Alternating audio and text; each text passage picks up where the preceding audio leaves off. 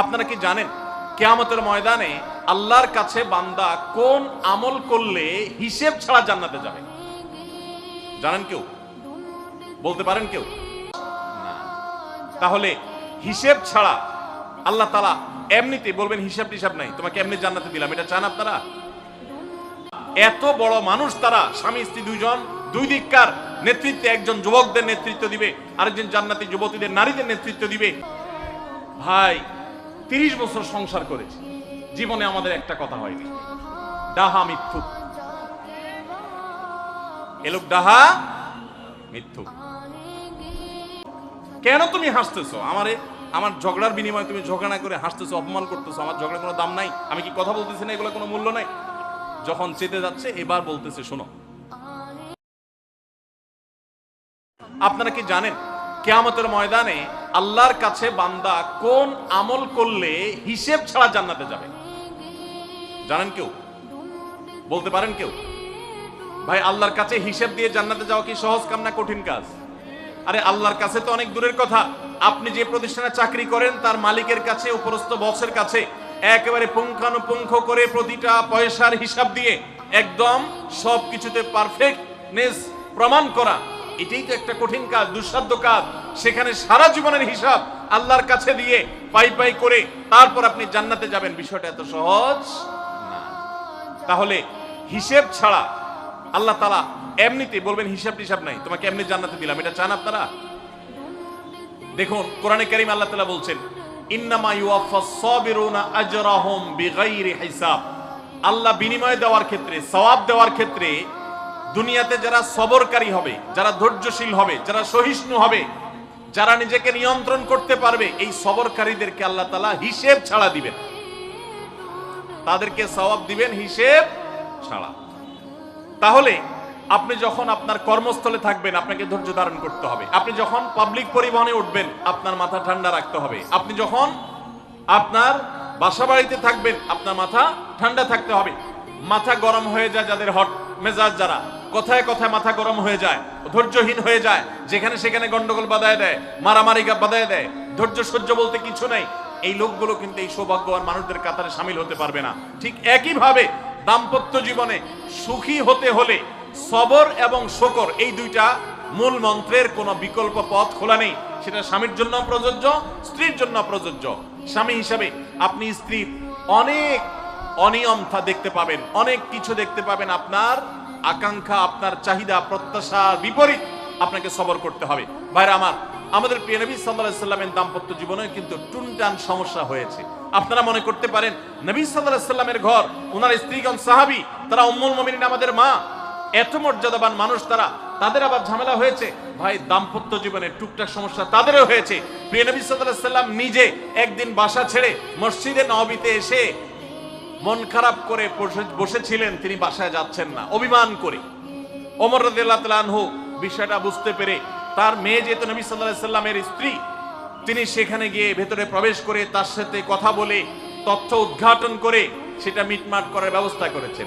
স্বয়ং নবী করিম সাল্লাল্লাহু আলাইহি সাল্লামের জামাতা, ইসলামের চতুর্থ খলিফা আলী রাদিয়াল্লাহু তাআলা আনহু, তার মতে এত মর্যাদাবান মানুষ, তার ঘরে স্ত্রী হিসাবে আছেন কে? মুহাম্মদ সাল্লাল্লাহু আলাইহি সাল্লামের মেয়ে, জান্নাতে নারীদের সর্দার ফাতেমা রাদিয়াল্লাহু তাআলা আনহা। এত বড় মানুষ তারা, স্বামী স্ত্রী দুইজন, দুই দিককার নেতৃত্বে, একজন যুবকদের নেতৃত্ব দিবে, আরেকজন জান্নাতি যুবতীদের, নারীদের নেতৃত্ব দিবে। এত বড় মর্যাদাবান মানুষ, তাদেরও দাম্পত্য জীবনে কিন্তু টুনটান হয়েছে। একবার আলী রাদিয়াল্লাহু তাআলা আনহু এসে মসজিদে টানটান হয়ে শুয়েছিলেন মাটিতে, মনটা খারাপ, ঘরে একটু হালকা ঝামেলা হয়েছে, তো এই জন্য মসজিদে নববীতে এসে মাটিতে শুয়ে আছেন।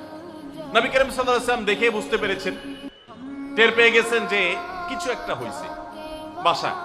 তখন তিনি জামাইকে ডেকে বললেন, কমিয়া আবা তুরাব, এ মাটির বাপ, মাটিতে শুয়ে আছেন, এজন্য রসিকতা করে বললেন, এ মাটির বাপ উঠো, দাঁড়াও দেখি কি হয়েছে বলো। ভাইরা আমার, দাম্পত্য জীবনে টুকটাক সমস্যা হবেই হবে। যারা বিয়ে করেন নাই আগে থেকে প্রস্তুত থাকেন, বুকে পিঠে ছালার বস্তা সব বেঁধে রেডি থাকেন। বিশেষ করে সময় যেভাবে গড়াচ্ছে তাতে করে সামনে থেকে হেলমেট পরেও যাওয়া লাগতে পারে। শুধু যাওয়া না, বাসায় ঢোকার সময় বাইক থেকে নামার পরে হেলমেটটা আগে খুলবেন না, আগে যা বুঝবেন পরিস্থিতি কি, তারপর হেলমেট খুলবেন। বুঝেন নাই? দাম্পত্য জীবনে টুকটাক সমস্যা হবেই, এটা প্রত্যাশিত। মনে রাখবেন, এই জিনিসটা যদি আপনি আগে থেকে মাথায় রাখেন তাহলে আপনার কষ্ট অনেকখানি দূর হয়ে যাবে। আমরা অনেকে আকাশ থেকে নেমে পড়ি, কি বলে এত বড় সাহস, এই কথা বলতে পারে কেন ভাই? আশ্চর্য হচ্ছেন কেন? এর চেয়ে বেশি কথা বলতে পারে, মাথা বাড়ি মারছে, আরে ভাই ছুরি মারে নাই যে শুকর আদায় করে। বুঝেন নাই কথা? একই কথা বোনদের জন্য প্রযোজ্য। আমার মা বোন যারা শুনছেন তাদেরকে বলছি, আপনার স্বামীর একটা কথা শুনে আপনি আকাশ থেকে নেমে পড়ছেন, আকাশ ভেঙে পড়ছে মাথার উপরে, কি এটা বললো সে, আপনি ডিপ্রেসড হয়ে যাচ্ছেন। আরে বোন ডিপ্রেসড হচ্ছেন কেন? এটা কেন? আরো শক্ত কথা আপনাকে বলতে পারে, এটা আপনি মাথায় রাখেন। কারণ দিন শেষে তিনি মানুষ, তার ভুল হতে পারে, একটা সময় তিনি তার ভুল বুঝতে পারেন। দাম্পত্য জীবনে যদি স্বামী স্ত্রী উভয়ে যদি ধৈর্যশীল না হয়, সবরকারী না হয়, হুটহাট রিয়াকশন করে ফেলে, কখনো দাম্পত্য জীবনে সুখী হওয়া সম্ভব নয়। মনে রাখতে হবে, একসাথে থাকতে গেলে, দুইটা পাতিল একসাথে থাকতে গেলে টুনটান লাগে না, বাধে হয় না? আপনার কাছে যদি কেউ এসে গাল গল্প দেয়, দেখবেন অনেকে গাল গল্প দেয়। গাল গল্প দেওয়া লোক আছে না নাই? ভাই 30 বছর সংসার করেছি, জীবনে আমাদের একটা কথা হয়নি, ডাহা মিথ্যুক। এ লোক ডাহা মিথ্যুক। আপনার 50 বছরের সংসারে কোনো বিষয় হয় না, হ্যাঁ ঝগড়া করেন না সেটা ভিন্ন বিষয়, কিন্তু ভিন্ন মত হবে না, দ্বিমত তৈরি হবে না, নিজেদের মধ্যে ভুল বোঝাবুঝি তৈরি হবে না, একবারও হবে না জীবনে, অসম্ভব। মুহাম্মদ সাল্লাল্লাহু আলাইহি সাল্লামের ঘরে যদি হয়ে থাকে, আলী রাদিয়াল্লাহু তাআলা ফ্যামিলিতে যদি হয়ে থাকে, সাহাবীদের ঘরে ঘরে যদি হয়ে থাকে, আপনি কে? মনে রাখবেন, এই সমস্ত ডাহা মিথ্যা কথা শুনে আপনি চিন্তা করেন, হায় হায় রে, তাহলে আমার বউটা এত ডাইনি। আর মহিলা চিন্তা করে, আমি স্বামীটা এত অমানুষ, কত বড় ডাকাত। দেখো তার স্বামী স্ত্রী জীবনে কোনো কথা হয় না, আর আমার স্বামী ডেইলি একবার মা বাপ তুলে না গালি গালাজ করলে তার বাটা পেটে ব্যথা জমে না। এই সমস্যাগুলো আছে না নাই? ভাইরা আমার, সবর করার জন্য, সবর করা সহজ হবে আগে থেকে যদি প্রস্তুত থাকেন যে এই সমস্যা হবে। আশরাফ আলী থানভী রাহমাতুল্লাহর নাম শুনছেন আপনারা? ভারত মহাদেশের এমন একজন আলেম ছিলেন, খুব বিচক্ষণ মানুষ ছিলেন, অনেক বিদগ্ধ মানুষ ছিলেন, অনেক বড় আল্লাহওয়ালা ছিলেন, নেককার মানুষ ছিলেন। তো থানভী রাহমাতুল্লাহর কাছে এক লোক এসে বলল, হুজুর আমার বাসায় যখনই যাই দরজাটা খুলতে দেরি, আমার মাথার উপরে আকাশ ভেঙে পড়তে দেরি নেই, যেটাই করি বাজার করে এনে তার হাতে দিলেও রাগ, রাখলেও রাগ, আমার সাথে সারাদিন শুধু ঘেউ ঘেউ করে, হুজুর আর সহ্য করতে পারি না, আমারে কোনো দোয়া দুরুদ আমল শিখাই দেন যে আমার এই বাসার অত্যাচারটা যেন থামে। তো থানভী রাহমাতুল্লাহ বললেন যে শোনো, তোমার একটা বুদ্ধি শিখাই দেই, দোয়া দুরুদ না। বুদ্ধি হলো, এখন থেকে বাসায় গিয়ে দরজা নক করবা, যে নক করার আগে 1 মিনিটের মোরাকাবা করবা। কি করবা? মোরাকাবা বুঝেন? ধ্যান। ধ্যান এটা কল্পনার জগতে ডুবে যাবা 1 মিনিটের জন্য, জাস্ট 60 সেকেন্ড। কি ধ্যান করবা? দরজা যায় থামবা, থেমে চোখ বন্ধ করে মাথাটা নিচু করে চিন্তা করবা, আমার ঘরের ভিতরে একটা কুকুর আছে, আর কুকুর মানুষ দেখলে কি করবে? ঘেউ ঘেউ করবে। অতএব এটাতে আমার রাগ হওয়ার তো কিছু নাই, কুকুর কেন ঘেউ ঘেউ করছে এটা জিজ্ঞেস করার তার এক বোকামি। অতএব এটা আমি মাথায় কিছু নেব না, ইগনোর করব। কুকুর থাকলে কুকুর তো ঘেউ ঘেউ করবেই, এটা চিন্তা করে এরপরে বিসমিল্লাহ পড়ে নক করবা। তো এই বুদ্ধি অনুযায়ী পরের দিন আসছে বাসা, আগে 1 মিনিট মোরাকাবা করছে, এরপরে দরজা নক করছে। যথারীতি দরজা খোলার পরেই শুরু হয়ে গেছে যুদ্ধ, ইউক্রেন রাশিয়া, এখন ইসরায়েল ইরান। যুদ্ধ শুরু হয়ে যাওয়ার পর এই লোক অন্যান্য দিন সেও টুকটাক রিয়াকশন করে, হাতাহাতি, বকাবকি, দুই পক্ষ থেকে টুকটাক হামলা পাল্টা হামলা হইতো, কিন্তু আজকে সেই লোকটা আর হামলা টামলা তার করা দূরের কথা, উল্টা সে মিটমিট করে হাসতেছে এবং একটা পর্যায়ে আর নিয়ন্ত্রণ করতে না পারে ফিক করে হাসেই দিছে। এবার বউ চিন্তা করতেছে কাহিনী কি, কারণ যারা ঝগড়া করে তাদের সাথে পাল্টা ঝগড়া না করলেও কিন্তু মেজাজ গরম হয়। কদিন আগে শুনছেন না পত্রিকা যে এক মহিলা স্বামীরে ডিভোর্স দিছে, কেন? কারণ স্বামী ঝগড়া করে না। কদিন আগে পত্রিকা দেখছে। এই মহিলা যখন দেখছে স্বামী হাইসা দিছে, সে এবার ঝগড়া টগড়া থামায়া বলতেছে, ঠান্ডা মাথা বলতেছে, কাহিনী কি বলো তো, তুমি হাসতেছো কেন? বল না না কিছু না কিছু না। সে তো বলবে না।